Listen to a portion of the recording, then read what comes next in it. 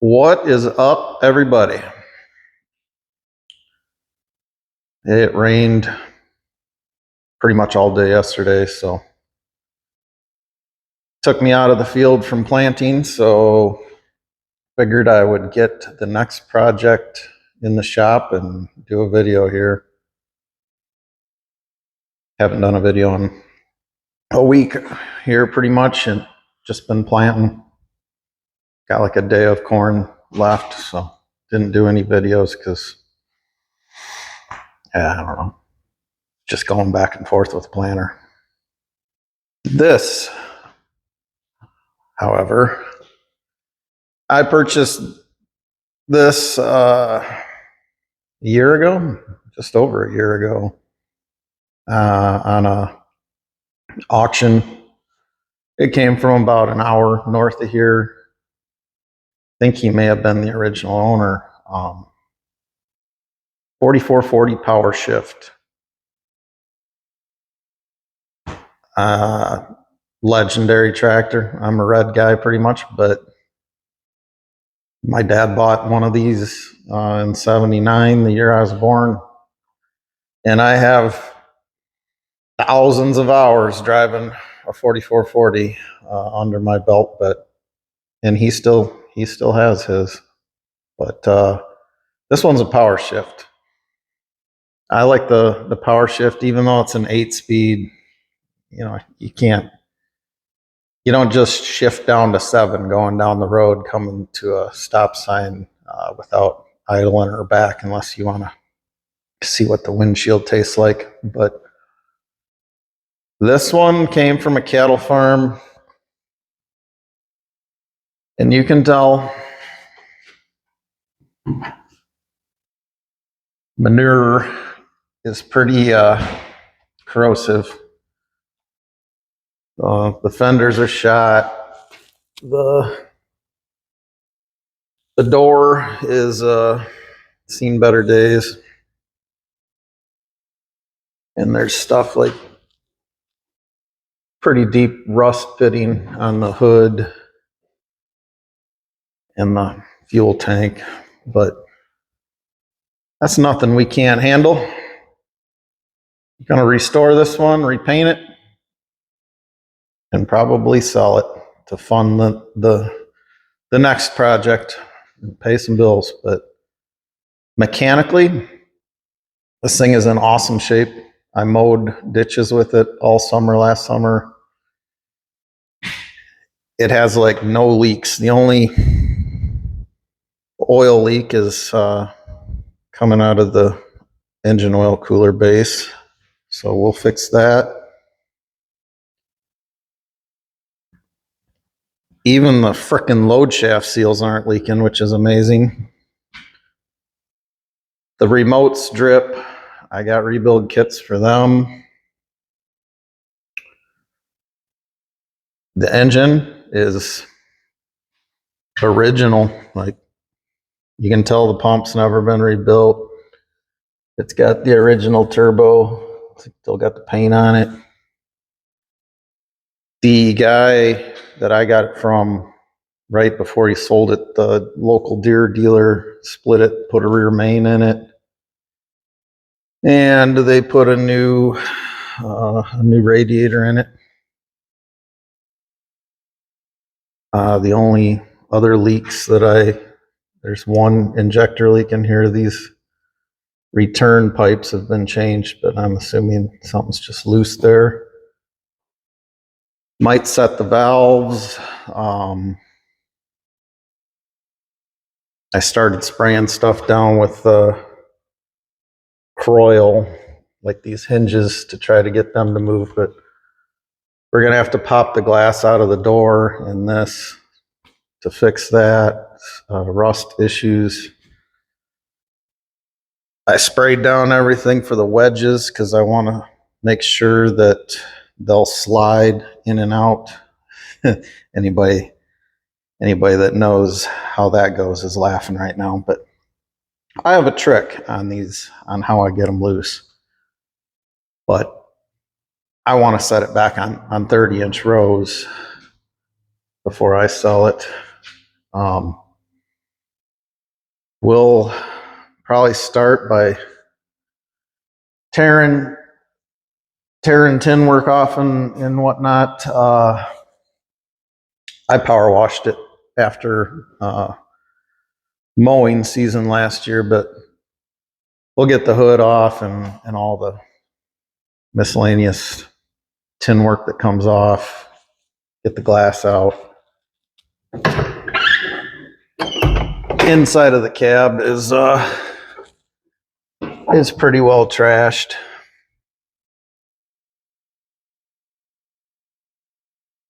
We'll strip all this out. All the stuff that I have for it so far. Got new fenders. I got them from my Deere dealer. They're A&I fenders.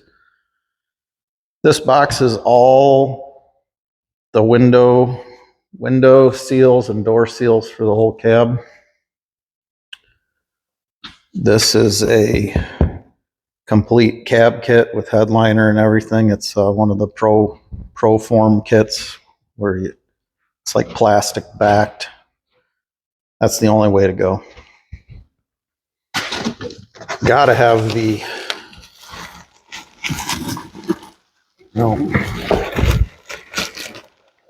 chrome straight pipe. I have decals for it. I've already got primer and base coat, clear coat paint. Oil cooler seals and gaskets, front emblem, the grommets for the hood, rebuild kits for the remotes, radiator hoses, belts, pump couplers for the hydraulic pump, bezels for the taillights. I'll show you why I have a new hub in a minute. There's new wheel bearings for that hub. This whole box is all the bolts and lug bolts. So those are all the nuts and bolts for the wedges. Huh, that one's not even tight. Oh, these are new lights for the top of the rear of the cab. These are rear fender lights.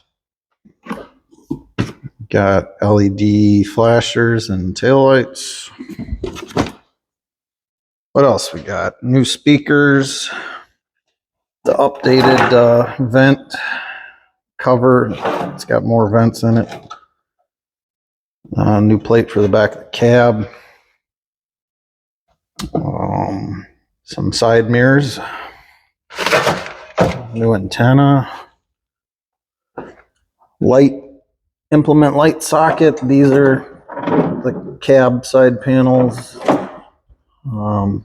There's a shelf, like a monitor shelf.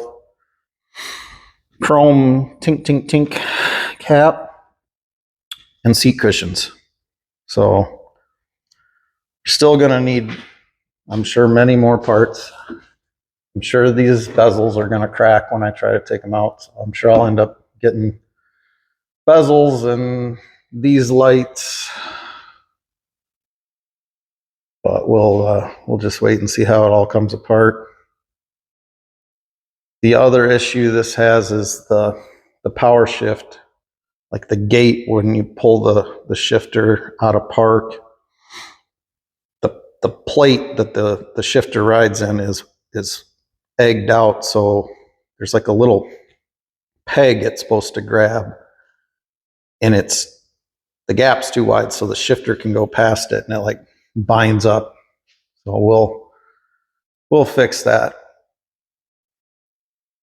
The hub, the reason why I have the hub, you see those two nuts?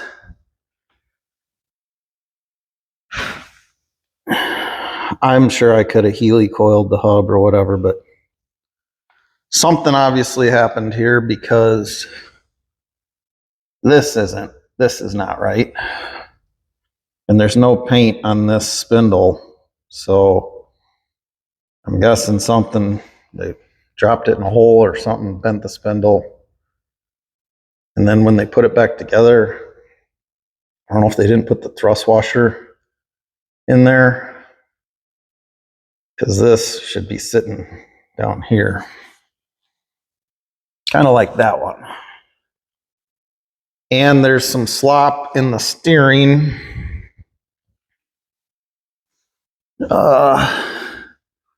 The two inner tie rods are new. This one looks original. So I got to jack it up and figure out where the slop is in the steering. It's either got to be in these outer tie rods or in this pitman arm. So probably start by either jacking up the front end and figuring out where the play is in the steering wheel and taking this apart. Either start there or start by taking some of this glass out. I don't know, endless options. Or the oil cooler. If I had a bet, this pivot pin and bushings is probably worn out. It's like rust. It's like a rust dust.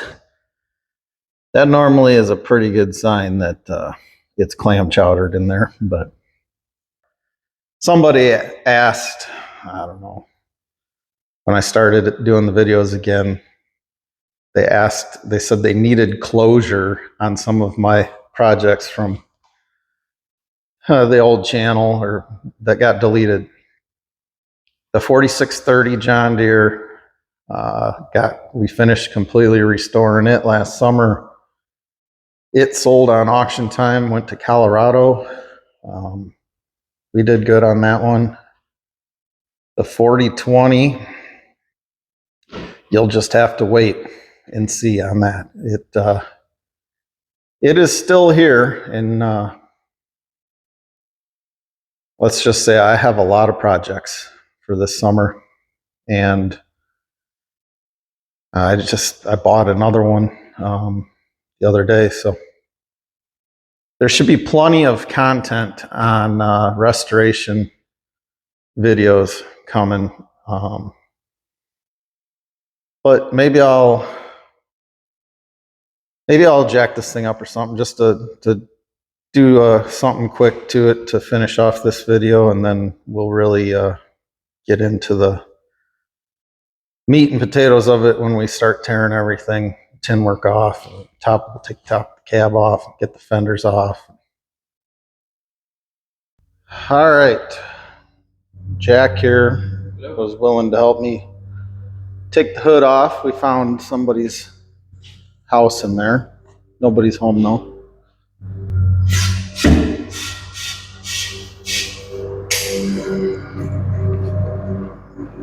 Jack it up a little more. All right, you see right there how much that goes up, and then it's hard to do this and show it on camera, but there's a ton of play here. If I had a bet, when they changed the spindle, they forgot to put thrust washer in there because it just so happens to be about the right thickness, which would raise, because it goes down here, so that would raise this tube up. So I'll have to deal with that. As far as this center pin goes, we'll wait till it hits the ground and watch it.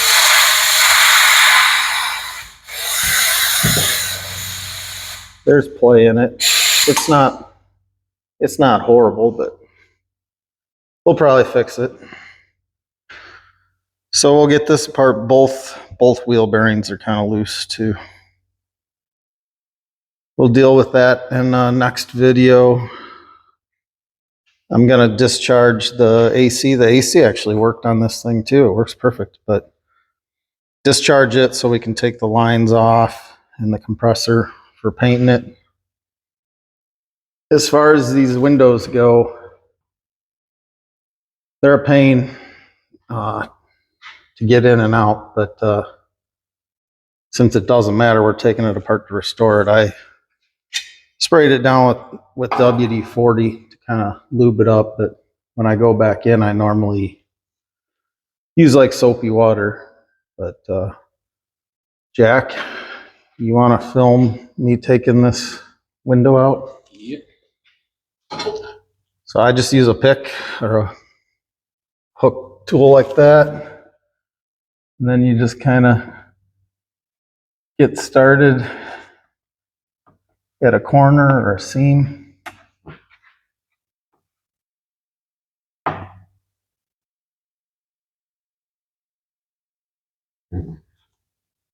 You just keep working your way.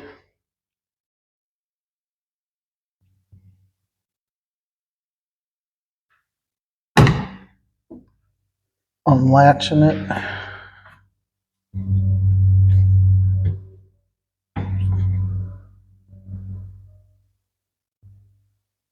Without stabbing yourself, hopefully.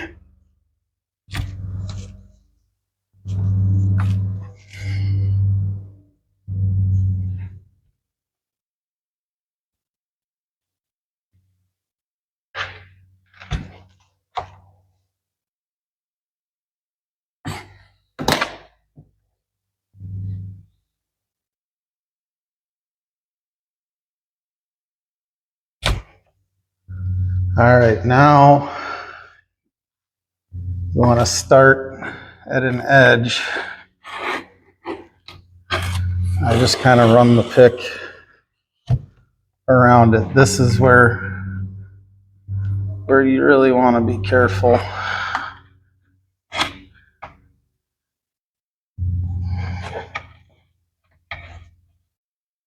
All right, once you've gone around the whole thing and unlocked this, this outer like zipper in essence, then you want to carefully start in a corner and get the glass popped past there. I use these plastic trim tools, and then once you get it started, you can go down. I was using this putty knife. You can just kind of go down and keep pushing the glass out, and then every so often put something in there to hold it, and you make it down to the bottom. This is where you want to be careful of the glass falling out.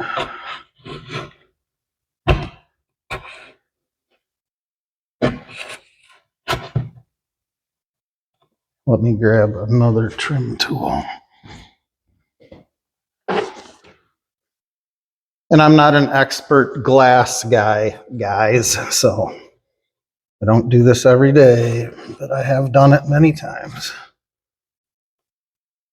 All right, so now that we have it free all the way down that edge,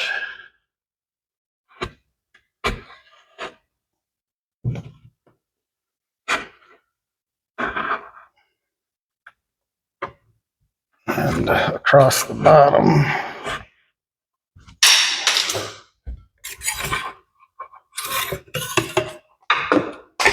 should be able to grab it and just pull it right out now.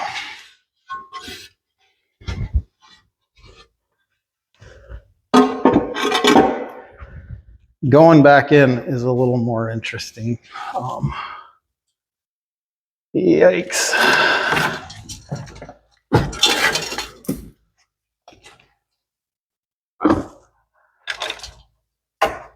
Looks like your Cadillac. Okay.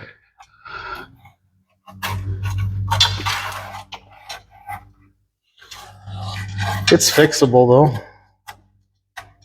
It's not rusted completely through.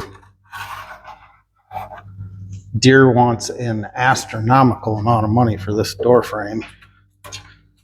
You can buy them aftermarket, but I'm just afraid they won't fit right. So we'll pop the windshield out of it, and then all the glass will be out if we have to weld or patch and whatnot. So there you go, guys. Intro into this one and kind of an idea on what we're getting into here. We'll show Jack's Cadillac. It's in the shop here getting washed. We haven't done any update since the Cadillac Jack video. Yeah. Shut it off and we'll bring them back. All right, so you guys that watched the Cadillac Jack video, Dad won on the rims. Did I not? A little bit. And what did you say after we painted them? Looks okay. It looks okay. I thought you said that was the right choice. Something like that. Yeah, we stripped them all down, and I think it was black metallic was the color of rim paint, but yeah, primed them, painted them, cleared them. We put new front brake rotors and pads on. Jack painted the calipers. That looks nice. What all did I do? I had to replace these windshield squirters, change the oil, air filter, PCV valve was all plugged up, changed that. I painted the frame. Jack painted the whole undercarriage, wire wheeled it and painted it.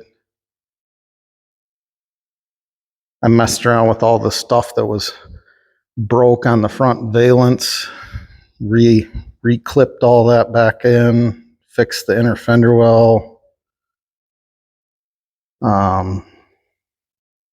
Yeah, it actually looks pretty good from a distance. I mean, it's getting better. I got the duplicolor thing. Oh yeah, he's got the little touch-up pin. He still has to go around and touch up all the scratches and stuff. I know we did more to it than that. I just can't remember all. Well, you got more stuff for it, but you couldn't find the fuel filter. Oh yeah, if anybody knows where the fuel filter is, I couldn't find it along the frame.